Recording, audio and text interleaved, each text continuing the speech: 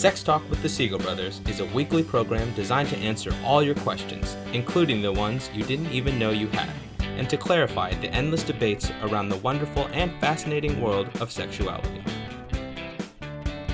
Join us for real talk about sex from two experts in the field. Richard and Larry Siegel have over 50 years of experience as sex therapists, educators, counselors, and researchers. The Siegel brothers are recognized around the world as trainers of medical and mental health professionals. Hello, and welcome to Sex Talk with the Siegel Brothers. I am Larry Siegel, a clinical sexologist and certified sexuality educator. And I'm Ricky Siegel, a certified sex therapist and supervisor. And I'm proud to say my brother. Proud to be. Our usual sake toast. Cheers to you. Cheers. Cheers to you for joining us. Yes, and we thank you for joining us tonight and each night that you join us for Sex Talk. As you like to say, we have one night a week where we do this, but every night should be Sex Talk. I do like to say that. You do, and it's a good thing to say. Absolutely. Yeah. So how are we doing this week? It's been an interesting week. Well, it's a year that time has been both crawling and flying at the same time. Yeah. So weird sort of toast to that, I guess. Okay, we can. And you know what? I want to give a shout out to our boy Bugsy. Keep doing the right thing. Yeah. Our stalwart supporter. Mm-hmm. Indeed. Keep hanging in there. Yeah. So It's really what it's about. tonight, let's talk about desire. Yes. Yes, I'm looking forward to that. It's it's one of those things. You know, we kind of mentioned this with our interview tonight. Our lovely guest, Dr. Rachel Needle, Indeed. will be joining us shortly. That desire is one of those kind of bizarre things. It is what at once brings people together. Right? It's sort of the foundation of relationships, but at the same time, how easily and quickly does it become a casualty Yes. of what's happening in that relationship? Yes. Right? And I've always found it very interesting that when we look at that what drives and what really helps create the relationship, that desire, yet even when that desire kind of wanes and it starts, missing and really taking the hit from what's going on in the relationship can still remain intact. Sure. Yeah, but it has to change or it won't. Right. Right? Right. So I guess what that, it gets me to sort of reconceptualize or rethink, what do we really mean by desire? Well, I think everybody gets it on some intuitive level, some want, some yearning, some deep pull for something. It's interesting, even in the very short history of sexology as a field of study, Masters and Johnson, who were the first ones in the 1960s to bother to ask the question, what happens to humans' bodies during sexual arousal, when people have been studying humans' bodies for thousands of years. But they kind of forgot, it was a very medical model and it started with arousal. Yep. It wasn't until Helen Singer Kaplan in New York in the 80s who said, you kind of forgot something real important. What's the locomotive pulling that train? Right. Is desire, which happens between our ears, not between our legs, right? Exactly. But now we've even rethought that sense of desire since Helen Singer Kaplan's model. Is desire what drives sexual response? Is desire that first step, as she talked about, which leads into arousal?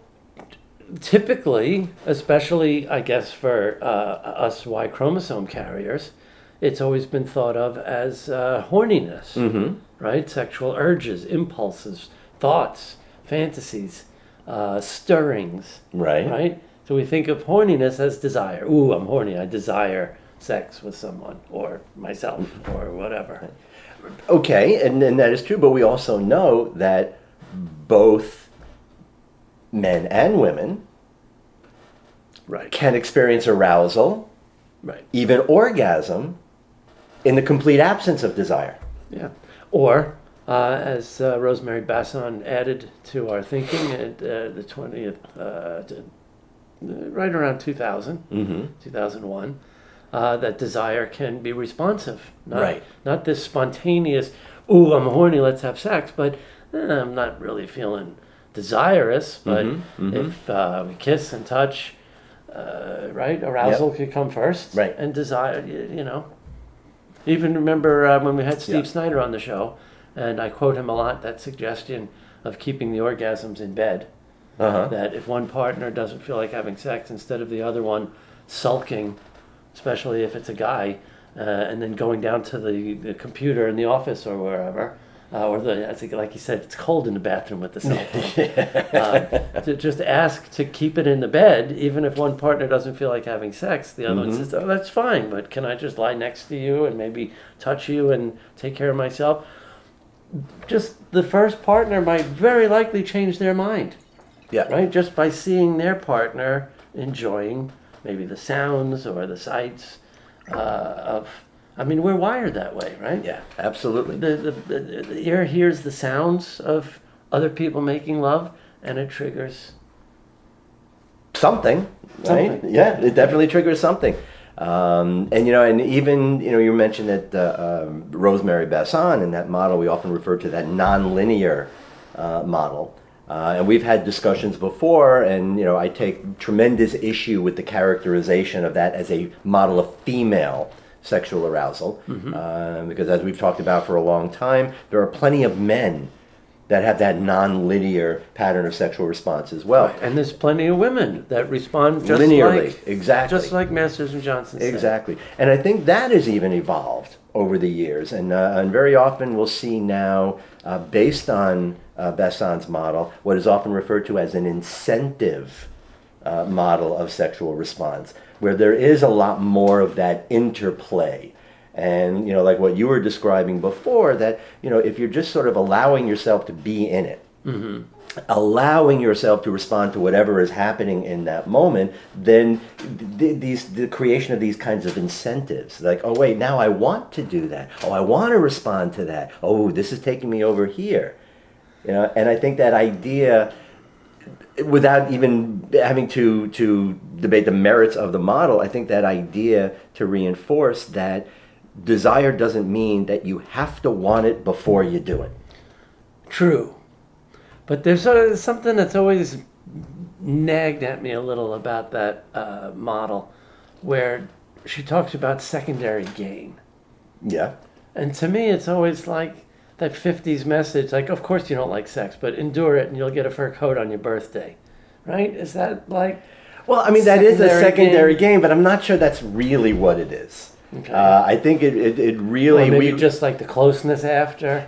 I think so. I think it's more about, and I can't speak for Rosemary Basson, but the way I kind of look at that is more about if I allow myself to engage, right? Even if initially I didn't necessarily want to. The secondary gain is the partner satisfaction, is the relationship well-being. It is we both get to benefit from that. Okay. Right? As opposed to just doing it for my own selfish reasons. I like the sound now, of that. if I'm not saying that some people won't be doing it for a fur coat, or some, there are plenty of people that their relationships are transactional. Right, we talked about that last week. That, if sex is a commodity, then even in marriages, it could amount to prostitution. Exactly. If you do this for me, and I'll, or you won't sleep on the couch. Yeah. Yeah. Yeah, and I think that's a point that people really also need to, I think, have a little bit more clarification about, and that when we talk about equity in a relationship, that doesn't mean that everything is a tit for tat. You do this for me, I do this for you. Right? We're talking about equity in the sort of all over the long run. At any given moment, the relationship is going to be imbalanced. But as we look at this sort of playing out, that's where we see that kind of balance, that sort of, that, again, I'm going to use the word equity in that relationship. Not equality, but equity. And I think that's something that is not a daily test. It's kind of like the stock market. It's really not meant for day trading. It's really meant to be in there for the long haul. Not for everybody. We won't go there. Yeah. But yeah, I get you. So before we segue to our wonderful interview with Dr. Rachel, the real brilliant, the real genius behind Modern Sex Therapy Institutes. We had a wonderful talk about desire and orgasm and maintaining the sexy in long-term relationships. But before we do that, I have to ask you, what is this extraordinarily wonderful sake we're drinking tonight? Yes. Tonight's sake is it's an unfiltered Look at that color. niguri sake. Look at that color. That I infused with a fruit that I recently discovered called raspberry orange. It's light. It looks kind of like a blood orange, but it has it's not very sweet. It's kind of sweet, for an orange, perfect. But it's got a little tartness. There really is. I'm not going to say it tastes like raspberry, but it's reminiscent. When you eat the orange, not in here. It really, goes really nicely in this sake. Yeah. So Cheers. While we enjoy this, let's cut to our interview with Dr. Rachel Needle. And we are back and really excited to talk to one of our favorite people in the whole wide world. Certainly a growing giant in the field of sexology. And I'm the luckiest guy in the world because she's my business partner, the brilliant Dr. Rachel Needle. Yes, thank you so much. Thanks so for great to see you. Mutual. I love the Siegel brothers. Two of my favorites. Seeing you on the same screen, it's like. Yeah. And we haven't had you on since we were in the radio studio, and that wasn't so much fun. Now we're uncensored. We don't have to worry about the FCC and some fast food eating guy sitting with his finger on the button. That's right. God knows where his other finger was. He enjoyed our show, I'm sure, more than anything else he had to sit through in that radio. So it's great to be back with you. Well, of course we work together, but still with COVID, we haven't had enough time together, and tired of just seeing you on the computer, but won't be long now. We'll be back to some kind of new normal, maybe by the summer. Right. But even, with whatever the normal was, we don't that as much as we do work together and see each other until we don't have a chance to talk like this. That's right. That not often. often enough. And, it's funny, we're in the sex business. We're sex workers, and, we're so busy training other therapists to be sex therapists and counselors and educators we also keep our private practice on the side, but we don't get a chance to talk amongst ourselves about sex. And God, we're talking about it all day, every day, to the point where I imagine sometimes it can actually get boring. I know some people might find it hard to believe. What? No, does not get boring. That's good to hear. I got to admit, sometimes it gets a little boring. You know what gets boring? And this is what maybe a good thing to start our discussion on. It gets boring talking with couples day in and day out that just struggle so much. Either I'm thinking in my head, why the hell are you together? Or why is it such a struggle to keep a long-term relationship sexy? What happens well, we know what happens, right? But well, life gets in the way, and relationship stuff gets in the way. Kids and in-laws, right? Yeah, time. So many factors, but it's just, I think for so many people, time is a huge one, and not prioritizing each other, the relationship, not getting that, I don't like this phrase, relationships take work, right? But I like that they take conscious effort, yes.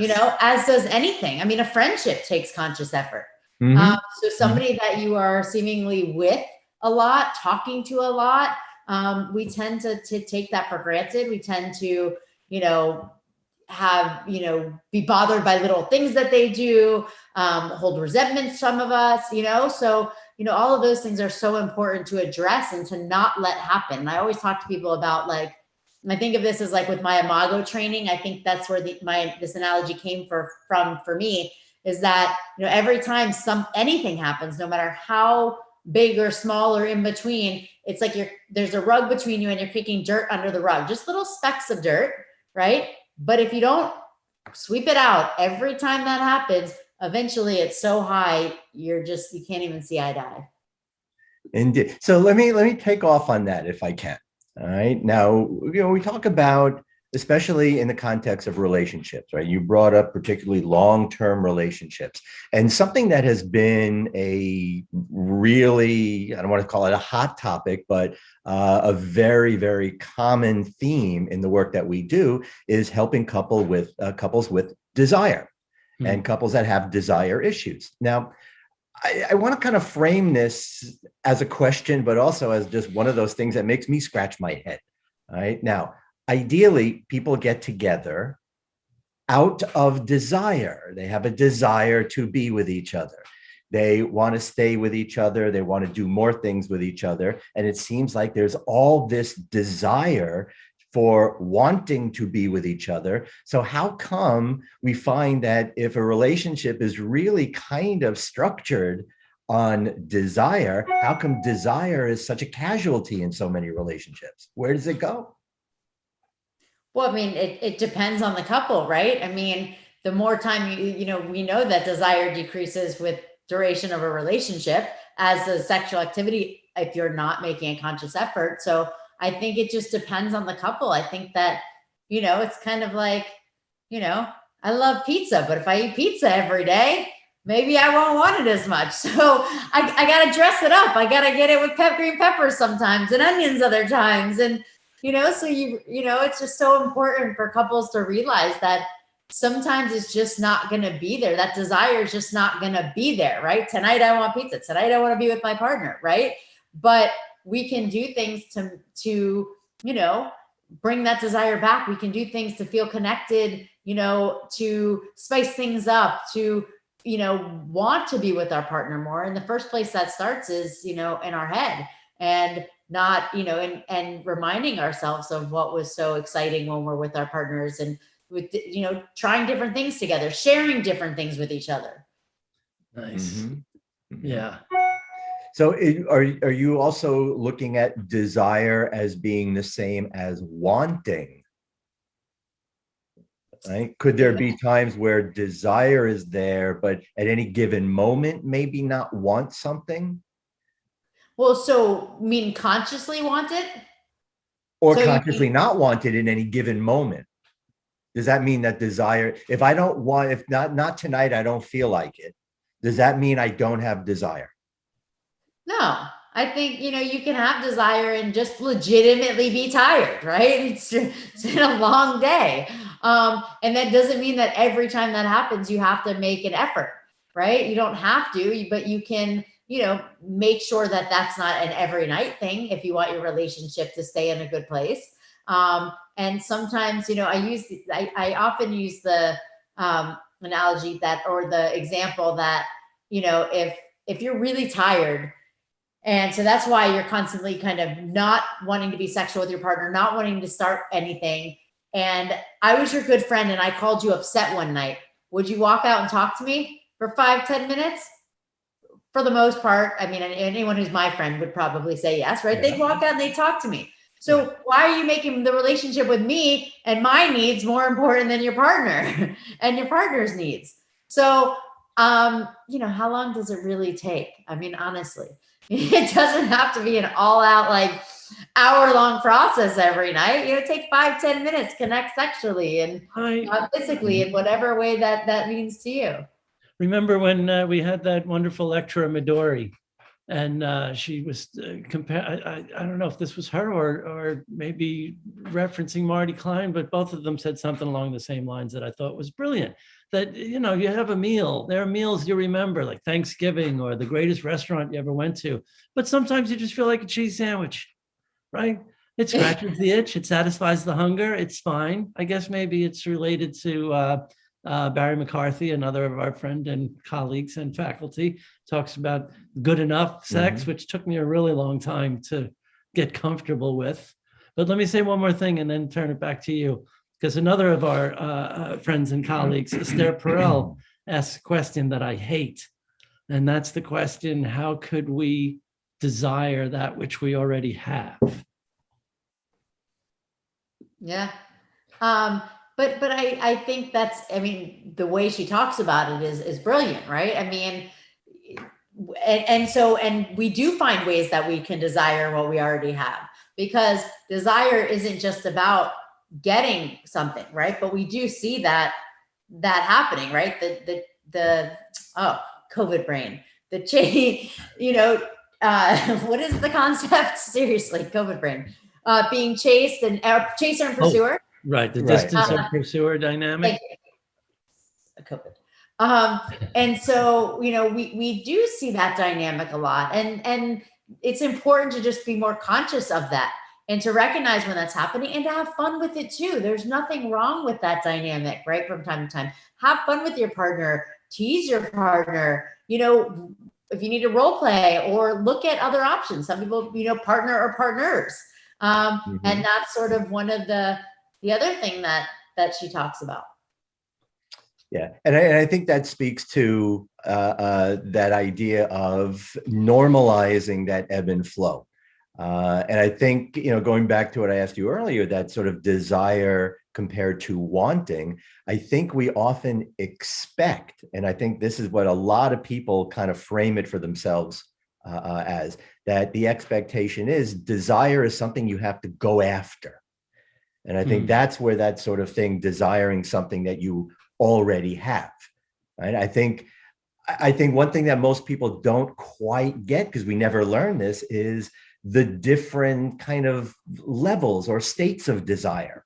We can have a level of desire for that which we are pursuing, but don't we also have that desire for what we have and what we've achieved, and maybe have a desire to maintain that? And I think that's where people often fall apart, because like you're saying, in a lot of those suggestions, it's that's sort of maintenance desire, right? Yeah. Let's keep this going. We're no longer in this sort of goal-seeking desire.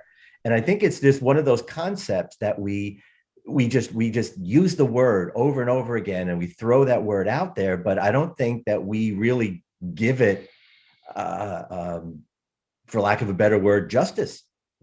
Well, and just the recognizing that there's different types of desire as well. That desire just doesn't mean like, ooh, I'm horny right now. Spontaneous desire, yes, that's great too. But there's also receptive desire. And just because you don't have spontaneous desire doesn't mean that once you begin engaging in some sort of sexual activity that you're not going to get aroused and then have desire. Desire doesn't have to precede being, physical or sexual. Right. Yeah, sometimes a little kissing and touching and caressing. The arousal comes first, and then the desire kind of swoops in behind. Yeah. Sure. Yeah, I find I've over the years said that to a lot of men, biological men, in heterosexual relationships in particular, where instead of just saying, I really don't feel like, I'm tired, I just need to go to sleep, it's like, change that message around. It's like, what, do what you want. Yeah, right? I even jokingly said that one time when I was married to my wife. I was in that exact position. I said, look, do whatever you want, get it as hard as you want, just don't wake me up. Right? Just have at it. And of course the setup for that is, if you allow yourself to even be in that kind of position, it's almost impossible to not have that desire kick in, like you're saying. Sure. And for many it will, right? Mm-hmm. For those when it doesn't, there's other things going on, like, again, life or medical issues or, relational issues. So there's, hormonal issues, so it doesn't necessarily for everybody happen, but for a lot of people that will happen when you begin. Mm-hmm. Yeah, maybe it's a good time for a reminder of the health benefits of orgasm. Oh yeah, so many health benefits. I know you got some thoughts about that. Uh-huh. What? I know you got some thoughts about that. For sure. First, it can help with stress. It can help with sleeping. It can help lower rates of depression, anxiety, increase longevity. Mm-hmm.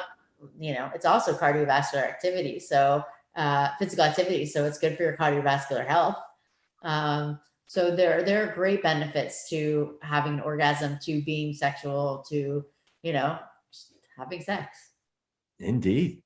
Indeed. And do you find that some people, when they're thinking in those terms, even thinking of the benefit, are still maybe looking at orgasm, just like with desire, as kind of like a switch that needs to get turned on, or a switch that needs to get thrown? How do you see people sort of conceptualizing orgasm these days? I think some people actually really still struggle with that. Like, right? Have I had one? What is it going to feel like? What's it like? And specifically in biological females, obviously. Males, it's a little bit easier, at least for many, depending on their physical issues, of course, and medical issues, to know when, well, they equate ejaculation with orgasm. Let's say that, right? So those that ejaculate think they've had an orgasm.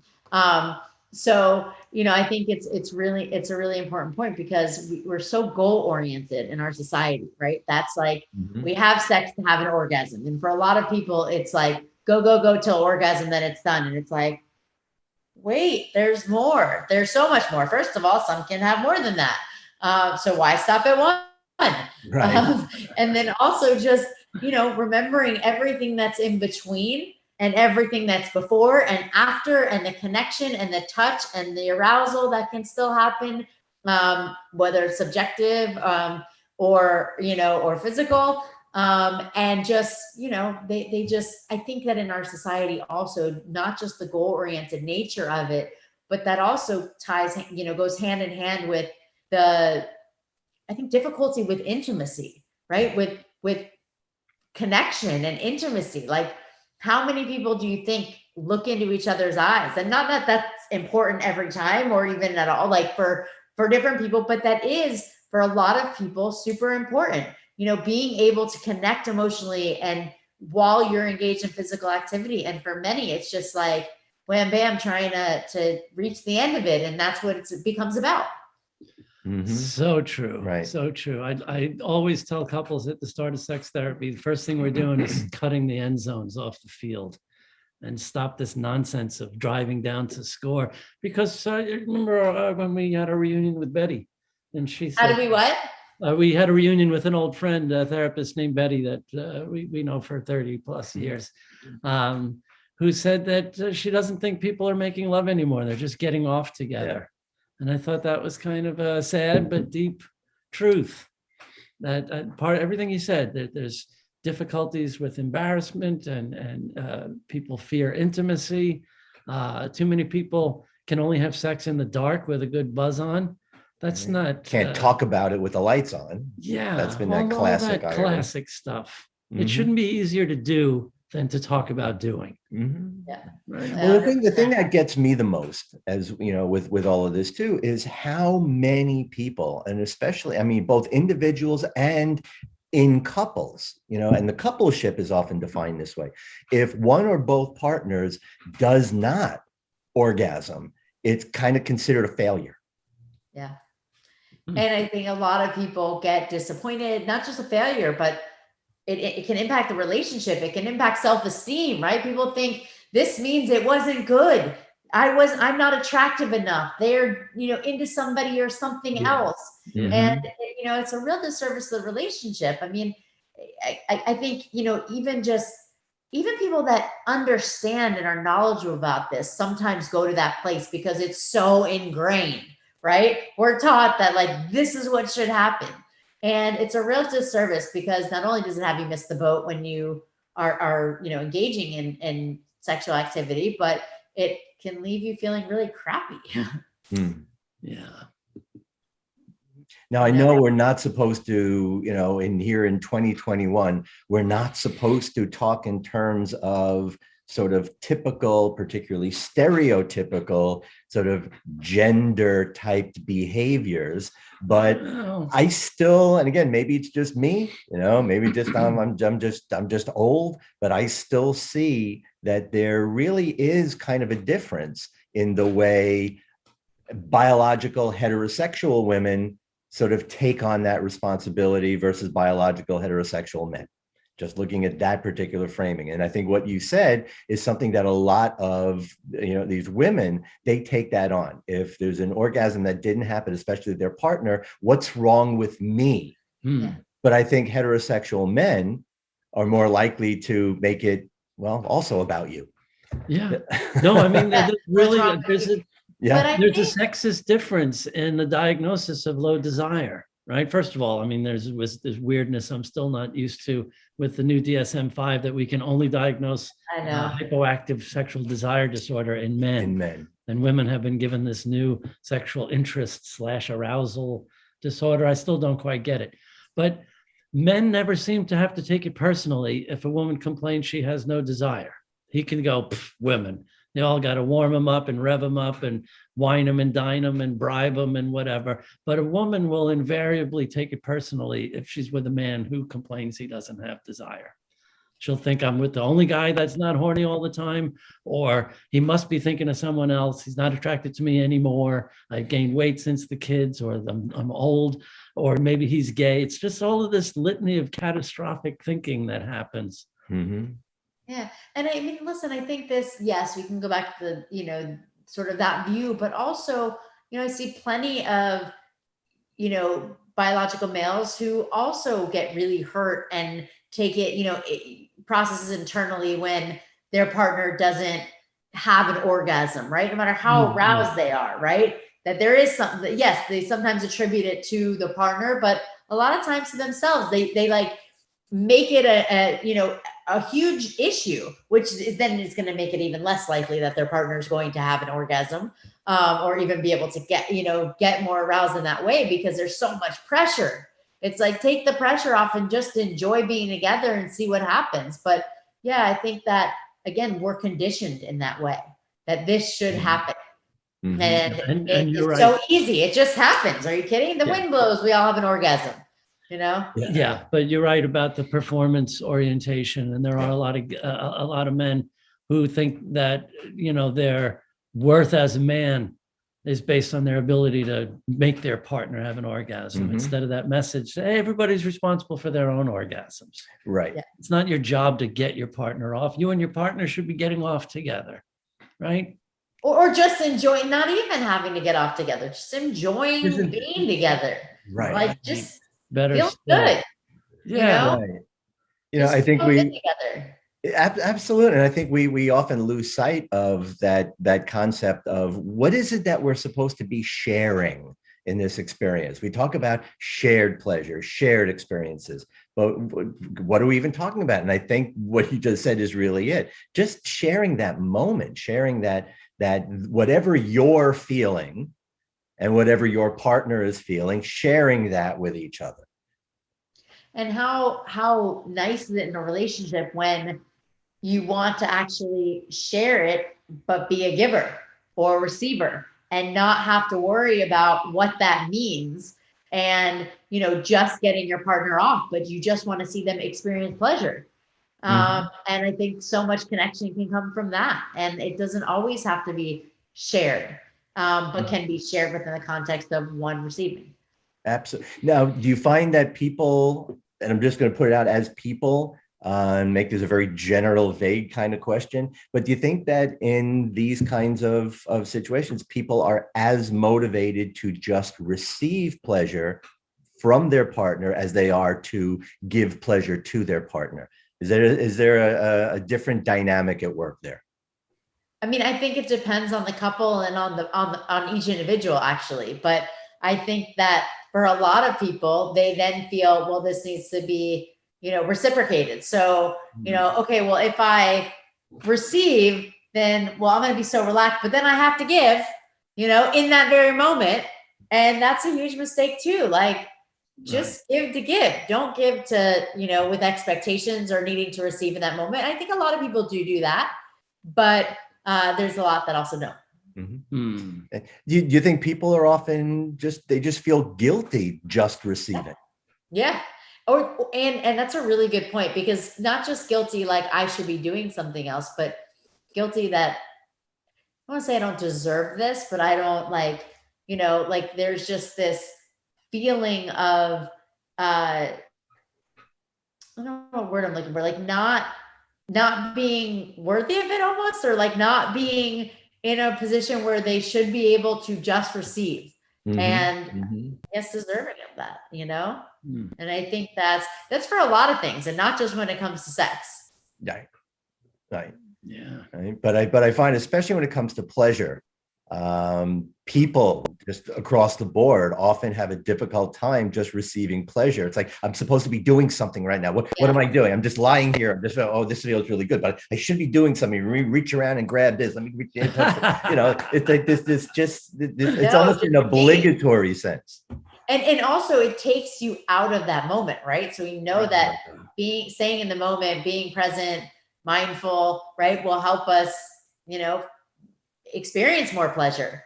So, for some, I think it's almost like a defense, right? They don't know how to receive and be present and just enjoy.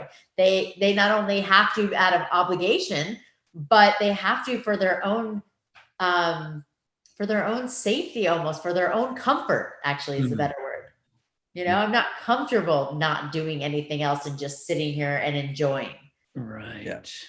Absolutely. Now, you used a word that I think, again, we hear a lot these last several years, and rightly so. But I think there are a lot of people that are confused by it.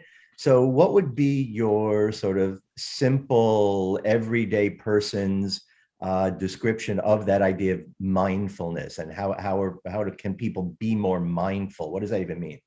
Paying attention on purpose in the moment, not judging, explaining, just being able to recognize and stay in the moment that you are in. And when it comes to sex, that means experiencing everything that you're experiencing, paying attention to each sensation, each touch or experience at the moment. Right. The tricky part is to get out of that spectatoring, that critical. And that busy mind. Yes. And that, ooh, what do I look like in this light? Or am I doing this right? Or, yeah. We're usually the only ones paying attention to that, right? Like, oh, does he or she see this roll? And is that, it's like, they're not looking at that right now. Right. Only you are paying attention to that. Right. And if people were really trying to be, present and selfless, but at the same time, really just, it sounds a little paradoxical, but I find myself telling folks, be more selfish. Your own pleasure is going to be a much better turn on for your partner than worrying about being pleasurable. Right. And that, I mean, I don't love the word selfish in that context, right? But like, be open to just receiving, being, focusing on yourself, right? I don't think it's necessarily being selfish in my mind. Like that has a negative connotation for me, but I get what you're saying. And it's so important because the truth is that, again, people take it personally when someone doesn't orgasm or isn't feeling aroused, right? They take it very personally. So it makes people feel really good when they think they caused this person to feel so good. It's like, look how good I am. Yeah. And that's also can be dangerous, and someone's like, look how many orgasms she had. It's like, just because she had one or even none doesn't mean that didn't feel really good. Right. Right. And that you're not amazing.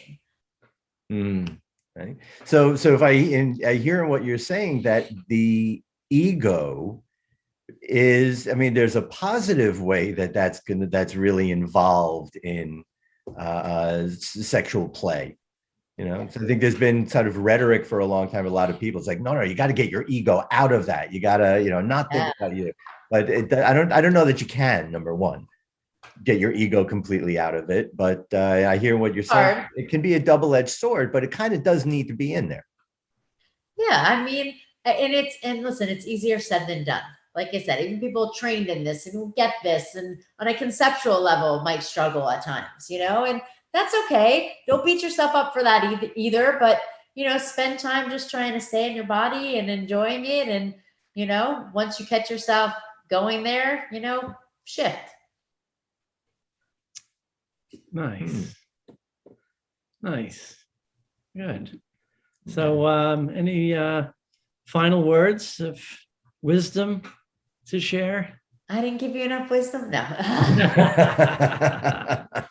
I have a lot I could say, like I could talk forever on sex, especially on, desire and orgasm. But no, I think we covered a really good chunk. I just, again, I think that we have a lot of work to do as, as individuals, as a collective on, helping people shift and look at sex in a different lens, even just the word, and what we consider sex, and just really enjoying connecting and physical touch and, being open to whatever you're comfortable with. Nice. Awesome. Very nice. Yay. I think that's a wonderful bow to wrap around that. I'm so lucky to have you in my life. Me too. I love you both. I'm lucky to have you. Thanks for having me. Sorry it took so long. Yeah. No, it's okay. It's all right. It happens when it happens. Right. So thank you for having me. Thank you so much, Rachel. I'm sure we'll talk very soon. I hope so. Okay. Dr. Rachel Needle, we're going to put up some contact information at the end so people know how to get in touch with you if they want Excellent. to. And of course, we can't resist plugging Modern Sex Therapy Institutes. Yay. For any clinicians who are interested in becoming more, what's a good word? More trained, competent, competent, informed, sexually competent and informed. Yeah. We have over 250 archived workshops, and we add more every month. And you don't have to get certified, but if you want to get certified, we're a one-stop shop.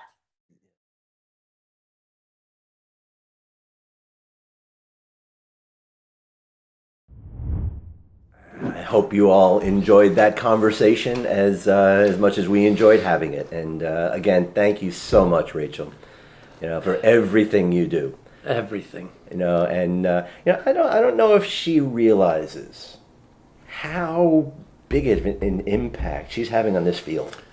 And I don't think that's underselling it either. But I really do believe that, and want you to know how much we admire and appreciate what you're doing. Yeah.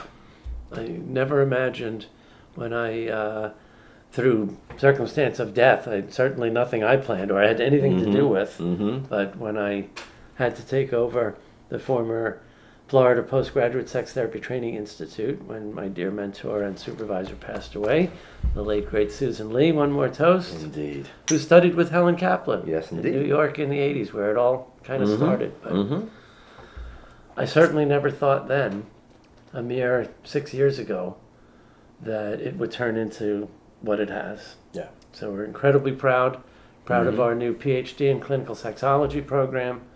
And I couldn't be luckier to have hitched my wagon to Rachel's. Indeed. And Joe, here's to you too. Indeed. And again, thank you again. Just love talking to you, love talking about that kind of stuff. And it's something that I think we have to be a little bit more intentional with, even in our conversations about desire, about orgasm. I think we have to take a little step back, and I think we're at a time where we kind of have to reevaluate what desire and orgasm really mean in relationships today. We've talked about this in the past a lot as well, that the sort of symbolic meaning of sex in a relationship, of intercourse, of orgasm. And I think it's safe to say we're at a time in the evolution of our culture, our society, where the meaning is different for different people now. Yeah. Right? So when we talk about desire and what that really means and how that really kind of fits in, I think for a lot of that context is changing. Yeah, and at the risk of ending on an old fogey note, perhaps it would be better to have a conversation about that before one jumps between the sheets. Well, hey, one would think. One would think. It's that sort of age-old dilemma of, are we able to talk about with the lights on what we just do with the lights off? Yeah. Right? And hopefully one day in our lifetime, we will see that happen. That is a goal of sexual health. It really is. So on that note, we will thank you for joining us once again for this week's Sex Talk with the Siegel Brothers. Indeed. We'll be here next Friday and every Friday for some more. Yes, indeed. And I thank you, my brother. Thank you Another again. toast. And again, thank you for joining us, and we'll see you next week. Take care and stay well. Thanks for watching Sex Talk with the Siegel Brothers. Join us each week on Friday at 7 p.m. Eastern. You can also follow us on Facebook and subscribe to our YouTube channel to stay on top of the latest developments in the ever-changing world of sex and sexuality.